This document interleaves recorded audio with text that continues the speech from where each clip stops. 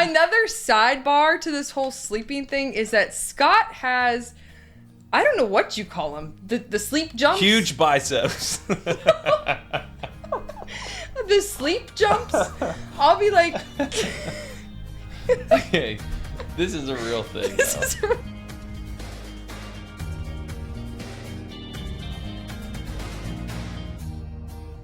Welcome to Banter Bliss, the podcast where we try to take marriage seriously, but not too much. I'm Scott. I'm Sarah. And we are the Sutters, and we are married. Yes, we are. Each podcast, we try to talk about what we are doing to put our spouse's needs before our own while having fun, even when our babies toot over the baby monitor. Is that what that was? She just farted. I just heard something. I forgot to turn the monitor down. You may not have heard that, but we did. Please subscribe. Oh my gosh. To the YouTube channel, as well as our Instagram and Spotify / Apple Podcast channels. Yes, please do. Nailed it. All right. I actually didn't tell you this, but I thought it would be important to do a quick refresher as to why we're doing the podcast. Oh, yeah, that's a good idea. It's been a couple weeks, couple months, yeah. A couple episodes now, and we wanted to we think marriage is super important, so we wanted to just share a little bit about why we think marriage is the most important relationship outside of your relationship with Jesus, and this was a great opportunity to do so. Yeah. So we've been doing a date night photo for almost 10 years. Almost 10 years. Coming up here, just a couple weeks. That's right. And this week I found myself defending, even though nobody was actually like giving her a hard time about it, but defending Sarah's honor a little bit and letting people know that this podcast was my original idea. I've been wanting to do it for a while. We do a date night photo. You've self-proclaimed a better like writer than speaker. This is very out of my comfort zone. Which is perfect because it's right in my wheelhouse. Listen, I know he's a good speaker, and he'll kind of help me along when I have brain freezes. What? That is the kindest thing you've ever said to me. It's not true. No, I'm not much of a public speaker, and I don't know. Well, this is as public as it gets. Just you, me, and a couple of cameras. I like to write, and then I can go back and reread it and change things and edit it. But when I talk, it's much harder to do that. Yeah. So Fair enough. But the good news is we can just edit whatever we need to edit. That's true. That's true. Right. So we just, again, we're not definitely not the smartest people in the world, but we love each other. And we think marriage is super important. And so we wanted to just do what we could to encourage other young people who are getting married and starting families, just to take it pretty serious. I think it's fair to say that you and I both have a pretty just kind of heavy reaction when we find out that couples that we know have split up. And, if this can encourage anybody to just take marriage that much more seriously, then that's a victory for us, and a victory for the Lord. So I always say, even if it just helps one couple out of the course of the time we do this podcast, even if it just helps one couple, I don't know. That's right. It's worth it. Or one future couple. Yeah. A group of people that maybe one point in the future might be married, hope to get married. There you go. Need to prepare their hearts for marriage. Then hopefully this can be a positive influence to you as well. So thank you for humoring us. And now we're about to humor subscribing to our YouTube channel. Oh my word, plugging in again with the plug. That's right. All right, so as you know, we do categories every week. We changed up the rotation, the structure, format, thank you, of the podcast. So we start with banter now. So this week's banter conversation is all about falling asleep. So Sarah's got some strong thoughts. I don't know how he does it, but he can fall asleep in seconds, literally seconds. We will be having a conversation. He is wide awake. And then it's like, I don't know. When I went to get my wisdom teeth taken out, I remember them talking to me and they like put the needle in my arm and then suddenly I was just gone. That's Scott. It's like he's literally been drugged and just suddenly is gone. Isn't it great? You No, know exactly how it feels. The only time I know exactly how that feels is when I got drugged up Every and night knocked I out. just count backwards from 10 and I'm gone by the time I reach 7. Meanwhile, I am tossing and turning. Okay, if you've seen Ice Age, the first one, Sid the sloth is trying to get comfortable on his rock to fall asleep. He's like flailing and making sounds, and you think he's settled, and then suddenly he's like, ah! Well, that's me. And Scott is Manny, like the mammoth, who's sitting there watching him, and then he's just like, well, you got it out! Remember? Only Scott doesn't do that. He just kind of goes... Because I have now woken him up from his 10 seconds of sleep that he's got. Yeah, I mean, from before Sarah and I even were dating, Sarah has shown a significant lack of respect for me when I'm sleeping and preserving that rest. Wait, this isn't planned, but I think we need to tell them about the Dominican flight. That's where I'm headed. I know. That's exactly where I'm headed. That's what I thought you were. So, Sarah and I aren't even dating. We're on the mission trip that we first kind of started talking on. And I'm asleep in the chair behind her, like the seat, like the row right behind her. On the airplane. And, like, I've seen water, and I've seen the ocean, and I've seen sand, and I've been on a plane before. But for whatever reason, Sarah thought it was necessary to throw the blind of the window that I was sitting next to throw that blind up and just bop me on the forehead and wake me up when I was sleeping. I wanted you to see. So I could see the view. What? It's like, yeah, I got it. All right, blue water, tan sand, we're good. Message received. You were very kind about it, though. You didn't seem that annoyed. Well, I'm a very kind person. Yes, that's true. As you know. Listen, you were trying You so have yet hard to to see. like flirt with me that even me waking you up out of your sleep. Though I should put a picture up. Like, there's a picture of you asleep, like on the plane. It is not very flattering. Oh, I know. Coming soon. Not that the way I look now is Oh flattering. my word. Anyways, so the point of this is that very few times have I been asleep and Sarah's thought. I don't know if it just doesn't run through your head, if you're just okay with disregarding this thought. Very few times has Sarah been like, I think I'm going to let him rest. No, the thing is, I'm not trying to wake you up per se. Like, you'll be like, "Oh, let's cuddle," and so then we cuddle up, and then I have to fix my pillow, and then I realize my hair is. That, I'm okay with that. I'm okay with. I fell asleep early, and you climbed into bed and woke me up on accident, and now I can't fall back asleep. Like, that's not that big of a problem. No, that's not what I'm What's saying. a problem is when I'm asleep and you walk into the room and turn the light on and are like, "Are you awake?" No, I'm not awake. I Now wasn't, you are. anyways. That's more what the problem is. But back to me falling asleep quickly and you kind of fidgeting.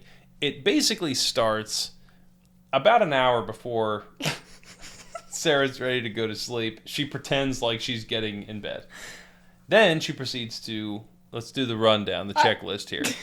I have to check on all of the kids. Checks the kids. Get my water. Checks the water. Get my chapstick on. Right. I have to have my chapstick on. Essential before every Yes. nighttime is Come putting on. the chapstick I have my, the nightstand chapstick. Okay. I have to, well, if I haven't done my journal and my Bible time, I have to do that Checks too. the journal, checks the Bible, I have to go pee. checks the bathroom, checks all the windows, Yeah, I have to turn on the checks alarm. the bank account, checks the 401k, Check the ring cameras. checks all the cameras, checks the cars, make sure they're locked. That actually is a. Do you know how many times I've checked and they've not been locked? Meanwhile, I've been asleep for 45 minutes by this point. Recheck the kids to make That's sure. right. That's right. I just Wakes me up to make sure that I'm okay. the other night I reached over and I was like, I just couldn't hear you breathing. I just wanted to make sure I didn't have to like Thank you. I resuscitate appreciate you making sure that I'm Checks Okay. Checks the husband. Another sidebar to this whole sleeping thing is that Scott has, I don't know what you call them, the sleep jumps. Huge biceps. The sleep jumps. I'll be like, Okay, this is a real thing. this now. is a real thing. I'll be like, okay, perfect. Like, we're gonna like cuddle and go to sleep. And so Scott, in his 10-second powering off, has these jumps. There are times it has like jolted me where I'm like starting to fall asleep, and then Scott's just like squeezes me. It's There are like, times. It happens like 8 times a night. What do you mean there are times? no. I don't know what it is, but I like. No, there is something with your brain. I can't remember what it is. It's like one of them is falling asleep faster. You know what? I did read it was a sign of genius. No, I read up what it was, and now I'm forgetting. I'm like blanking. But it sounds like it's a real thing No, to it like is. other couples where people too. like The difference is like spasm while they're falling asleep. I'm Oh easily, gosh, here comes the train. Oh boy. I'm easily 4 times Sarah's like size and 10 times her strength. So like when I do that, it like knocks you a couple of It startles feet away. me, first of all. So it's startling, it's aggressive to say the very least. Sometimes if we're cuddling, it's like a squeeze, like anaconda, just like for just a second. That's right. But anyways, that was just a side note. There's a whole category in itself. So Yeah, right. We So can keep going, falling asleep next to your spouse. I fall asleep very fast. Sarah always has an agenda when it's bedtime to go check a million things before she got can a lot relax. on my mind. The quote from Sid the Sloth is, Just trying to relax. "Just trying to relax." So we say that to each other from time to time. Relax. So next category, love languages this week. I'll go first Okay. What is your love language? because I feel bad for making you feel bad. What? At dinner, I was like, "You didn't even speak my love languages this week." And I was like, wait a And then minute. Sarah was like, "Check again, Tonto," and reminded me that she did actually speak my love languages this week, and I overlooked it. So I'm sorry. It's okay. But Sarah bought me her Crunchy clean, crunchy mom shaving cream and aftershave. Yes. And the It was jury's very out nice. as to It's a very nice kind. It's very nice. The jury is out as to who that's truly a gift for, whether it was It's a fine. gift for me or a gift for Sarah. However, what Am I will say using is your shave gel on my face? Here we go with the facial hairs. that's right. I'm joking. It was a very sweet gesture. She's been telling me for a long time to get a different aftershave because apparently Nivea will kill me if I use it one more time. Neither here nor there. It was a very kind, thoughtful, selfless thing to do. And so I appreciate you getting me that. Absolutely. That was very sweet. Because yours is gifts. That's right, because my love language is gift. As a quick recap, they are Gifts words of gift giving. What? Oh. What? What are we The doing? actual love languages are words of affirmation, quality time, gift giving, physical touch, and acts of service. So my love languages are gift giving and physical touch. Yes. And yours are? Acts of service and quality time. Right. So how did I speak your love language this week? Well, we actually went, this is kind of rolling into some of the other stuff we're going to talk about, but we went on a little getaway as a family. It was very, very spontaneous. We booked the place Friday night and then left Sunday afternoon. But after the kids were in bed, we went to Hocking Hills. Forgot to say that. We went to Hocking Hills, Ohio. And after the kids were in bed, Scott and I each night would just spend time either in the hot tub or watching a show together. Actually, both nights we were in the hot tub. Yeah. One of the nights I had brought sparkling cider, so we drank cider and watched a show and then went out to the hot tub and talked. I don't know. It was just a lot of quality time in the evenings after, long days with the kids. Not long, but busy, fun days with the kids. Yeah, So. yeah. So it was just a good opportunity for us to spend some good time together. So it was wonderful connecting with you and having great conversation. I agree. So love languages this week. Great job giving gifts and and having quality time. So, new category that we introduced a couple weeks ago, story from the vault. So this is kind of my story. You listen, have at it. So it doesn't really involve me, but I feel like we need to go ahead and just like. I want to tell it quickly though, because it could easily spiral. So when we were in the Dominican Republic the second time after we'd been married, we had been married for 2 months. So we got married. 2 months later, we went to the Dominican Republic for 6 weeks. Shout out to anybody that was there with us, I guess.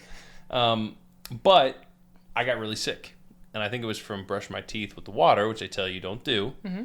Because it's not, give you the parasites. It's got parasites and stuff in it. But I brushed my teeth with water and whatever. Bacteria. So I ended up getting sick. So my fault. However, what that meant was that I needed to have access to a relatively private bathroom almost 24 hours a day for a myriad of reasons. We'll just call it that. Well, one day we were traveling, I think it was like an hour and a half away, to a city just to kind of like spend the morning. I can't even remember what we were doing. Just to kind of like shop and walk around and spend the morning out that way. So we went.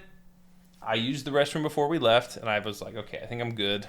We had some interns with us. Shout out to Kate and Kristen. That's right. We had some interns with us. And so we drove, I think it was about an hour and a half, maybe a little bit longer, spent the morning out there. And I started to feel a little of that pressure working its way downward. It's never a good feeling. And I was a little nervous, but I was like, okay, we were getting back in the car. We're going to drive back to our apartment. And as we're driving back, God love them, one of the interns was like, hey, let's stop at that roadside. I can't remember what they were called though. They had a name. Yeah, like a Spanish name, I think. Yeah, what's the word I'm looking for? Like a souvenir shop. Yeah, like a souvenir shop. So I knew that as long as we were sitting and driving, I'd be okay. But as soon as we had to stop and get out, I was like, oh, there's gonna be a problem here. And apologies if this is, if you're queasy. So we got out and we're walking around the souvenir shop, and I'm like, it's going down. Literally. Right? So I was like, I gotta find a bathroom. So I said to Sarah, I'm so sorry. I gotta go try to find a bathroom. And the bathroom was basically in the middle, it felt like shop. Anyways, of this souvenir shop. It was like in a square, and the bathrooms were in the center. Were right in the center. No door. And it basically was just no door and a long room filled with like stalls, yes, right? Yes.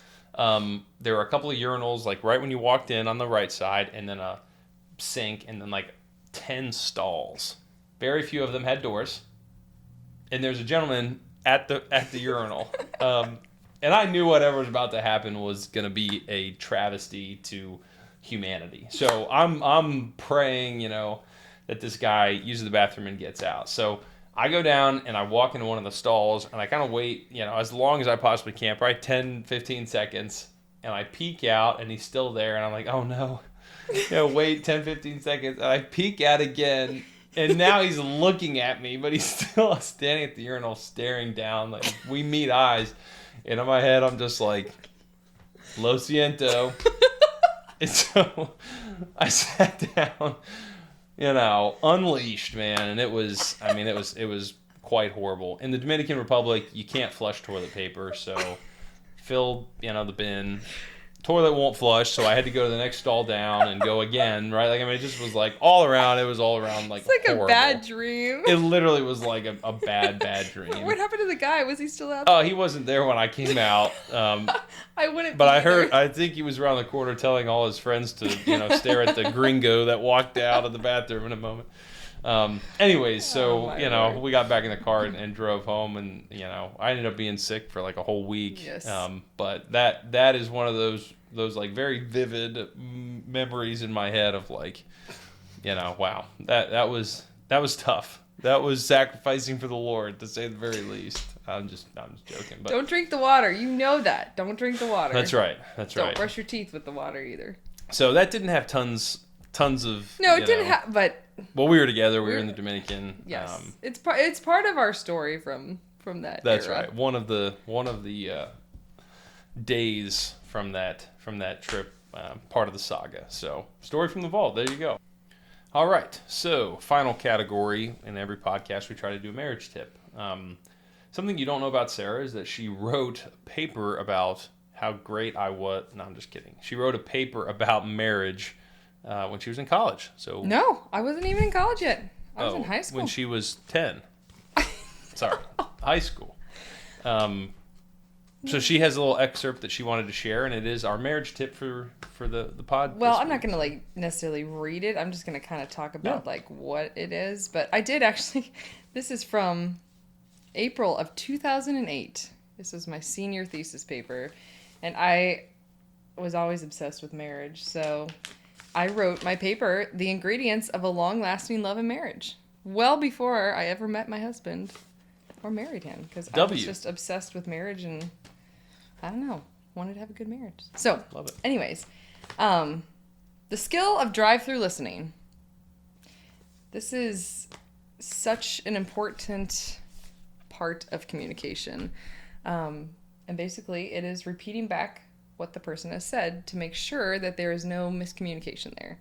So if I am like telling Scott to do something, not do, but like help me with something or whatever, he repeats back, okay, now let me make sure you want me to do it like this, whatever it might be.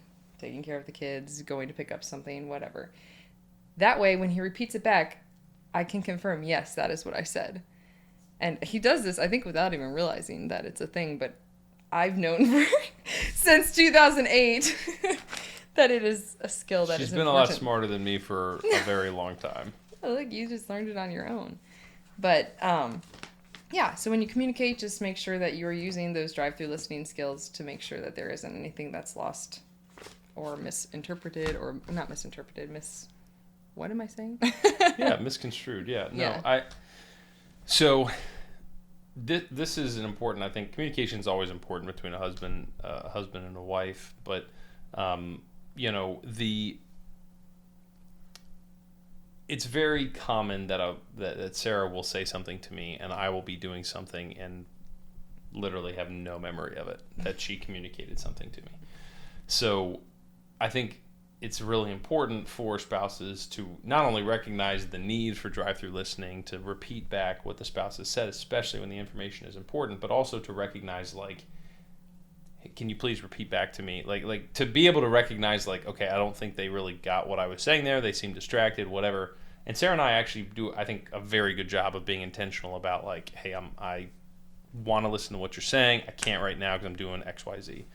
Somebody told me this recently, and I was kind of blown away by how applicable it really was. But he said that a friend of his and that friend's wife have this thing that they say to each other: if you don't have my eyes, you don't have my ears. Oh, interesting. Which I thought was super cool and interesting is probably the better word. But it basically was like, if you can't see my eyes, whether we're in the same room or in different rooms, right? Like if you yell something to me like, hey, make sure you blank, blank, blank, or XYZ or whatever, if you don't have my eyes, you don't have my ears. Just assume I'm not listening if I'm not looking at you and you don't have my eyes, right? Yep. And again, that sounds very high maintenance, but I think it's a very wise consideration. Well, it also prevents like future frustration where it's like, I told you, blah, blah, blah. Right. But like when he repeats it back to me, I know it's in there now. That's right. Versus I said it, I hope it got through. That's right. That's right. But listen, there are plenty of times you've told me to do stuff and I'll be like, I definitely didn't do that. Yeah, yeah. And again, it's almost like you're an imperfect human being. I know. And me too. Like it's almost like we're not perfect humans. What the heck? So, which is a tough look for us. If only there was a Lord and Savior that, covered our sins and flaws. So, right. So the importance of drive-through listening and reiterating back to your spouse, what they've communicated to you. That's something that I think we try to be very intentional about because how important is communication in a marriage? Extremely important. So, drive-through listening. There you go. That's our marriage tip for this podcast this week. So, there you go.